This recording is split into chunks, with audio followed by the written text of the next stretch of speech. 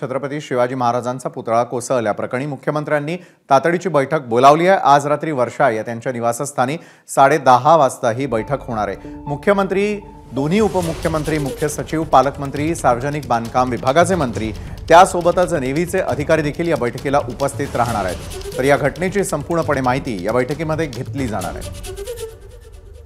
राजू सोनावणे आपले प्रतिनिधी या संदर्भात अधिक माहिती देत आहेत। राजू, पुतळा कोसळल्याप्रकरणी तातडीची बैठक बोलावण्यात आलेली आहे, काय सविस्तर सांगाल?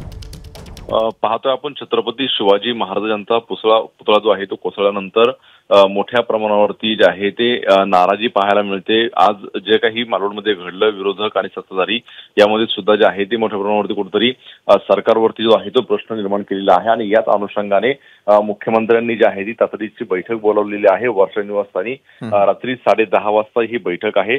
या बैठकीला मुख्यमंत्री, दोनही उपमुख्यमंत्री, पालकमंत्री, मुख्य सचिव, सार्वजनिक बांधकाम विभागाचे मंत्री आणि त्या विभागाचे अधिकारी आणि नेव्हीचे सुद्धा अधिकारी या बैठकीला उपस्थित राहणार आहे।